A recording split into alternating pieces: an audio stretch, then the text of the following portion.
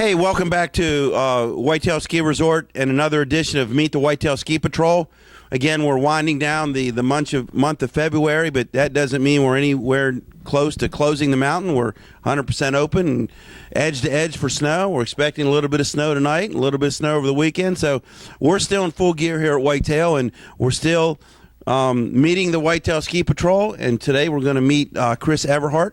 Chris has been a Whitetail Ski Patroller for right around 10 years, but you know, Chris doesn't just come up and work his shifts. He gets very involved with the council and helping us make decisions to make improvements for the ski patrol and just make it a better environment for the 130 plus ski patrollers that come out here every year and do what we do. Chris, a lot of fun, and I'm sure that 10 years has passed pretty quick, and hopefully you have another 10 plus or maybe 20 to go. I don't know about that. I just had major knee surgery, so I don't know if I still have 10 years in me, but I hope so. Yeah, Chris has a unique story. He reconstructed his knee, took a year off. Well, actually, he got 3 or 4 days in last year, had surgery, season-ending surgery, but he was right back here the first day, back in November, Thanksgiving weekend, and said, I'm ready to go. Are you guys ready? Actually, I still met my shift count by running PHQ last year, so it all worked out.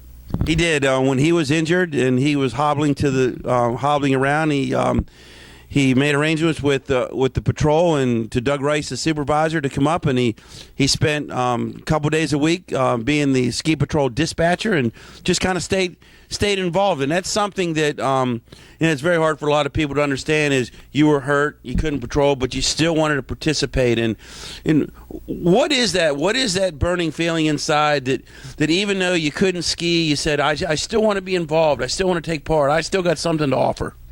It's just the environment, the people you work with. Like I told you before, I've never met a group of people that have more fun but take their job more seriously when duty calls. And it's just an amazing environment, and I couldn't, even though I wasn't skiing, I couldn't stay away. It had to hurt looking out the window and watching the skiers come by, but Chris is right there all the time, right on the mark, announcing the 1050s, and the patrollers jumped up and were ready to go. And now that you're back skiing, it's got to be a little more fun this year, and we've had great snow and cold temperatures. And how much more fun are you having now than you were sitting and watching everybody last year? Well, I was a little timid at first with the new knee, but as it progressed on and on, I got more and more confidence, and I'd say I'm pretty much back to normal, skiing fairly aggressive, and everything's worked out, no pain, everything seems fine. Now, we've talked to the majority of our folks are not locals, live down the I-270 corridor in Northern Virginia, down through Rockville and all that. But I don't know if Chris is a local, but he's more local than most. He's from Hagerstown.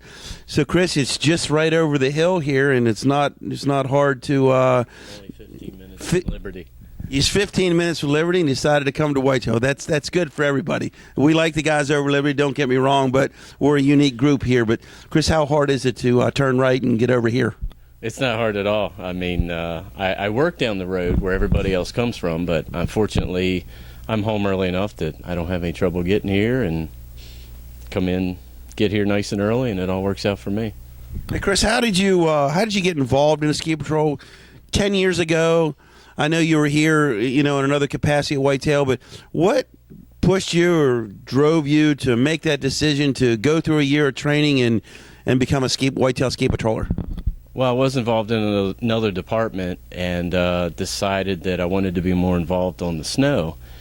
And kind of a funny story, they were actively seeking my son to get on the junior patrol because he's a really good skier, and he got himself in some trouble and couldn't do the ski off.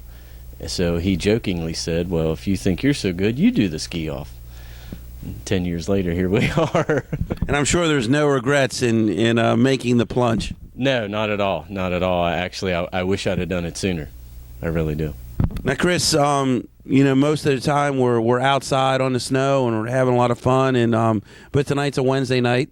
kind of a random Wednesday night. It's just a regular, normal Wednesday night. And, it just takes that something extra special to, you could be home watching the college basketball season and all the big games in college basketball. You watched Maryland last night, but you're up here. You're giving back to the industry. You're giving back to the Whitetail Ski Patrol. And I'm not going to hide it. You're probably having a little bit of fun. Yeah, absolutely. I just came off of K-Side, and this is a family affair for me because my girlfriend also works at the resort. My son used to work at the resort, so it's way better than sitting home in the chair with the remote watching TV. Try to, because we're not getting any younger, Mark. When I called you on the radio to come down and do the interview, and you're right, I'm not getting any younger either, even though I might think I'm still a little kid, but, you're coming off of K-Side, and everyone has their favorite trail here. Again, I've said it before, mine is Snow Dancer. When the snow is great, in my opinion, there's no better trail than Snow Dancer. But what's your passion here? What trail to kind of motivate you, that little extra something special? Saturday morning, standing at the top of Bold Decision after they blew snow on it all night. That's what it's all about. That's what makes all the training refreshing, makes it all worth it. Top of Bold Decision, 7:30, 7:45 in the morning, it's all worth it. But Limelight is one of my favorite trails. And just a warning, if you're a current Whitetail Ski Patrol watching this video here, if you come up on a Saturday and with the hopes of getting to open Bold Decision, it ain't happening. That's Chris says that's his trail because everyone else gets to do it the rest of the week. Is that right, Chris? That's right. Although I have come up through the week and Doug grabs me and takes me with him, but I don't get to open Bold Decision, but I get to open Far Side, which when they make some good snow, it's not that bad either. Now, not only are you up here on Wednesday nights and a lot of Saturdays and free skiing with your family, you also get involved in the off season with the Whitetail Ski Patrol Council. You've been involved for years, and when everyone else is out having fun, thinking ski season's 8 months away, you're putting in time, helping making it better. Improvements, helping the work environment here that much more enjoyable when we do come back for the winter. Why do that? Why spend your time? It becomes a 12-month-a-year job, even though it isn't a job, but why do you do it? Just to try to help the patrol become better. We're always trying to improve and make things better, and with our training with Jay, who does a lot of the OEC training, we try to be the best we can be. And with that, I have just recently stepped down as the assistant patrol director to let somebody else, move up the ranks and see what it's all about.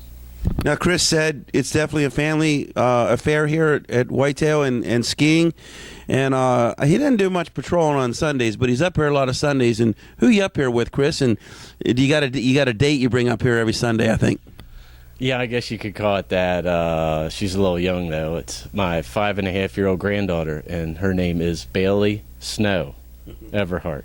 And shockingly enough, she is pretty amazing. I guess maybe she gets it from her dad. You got to get it from somewhere, right? I'd like to thank everyone for staying tuned in for Meet the Whitetail Ski Patrol and getting to know Chris Everhart a little bit better. And like I said, we're heading into the month of March, where the spring skiing is going to be as good or better than it's ever been here in the last 24 years of Whitetail. But again, stay tuned for another edition of Meet the Whitetail Ski Patrol.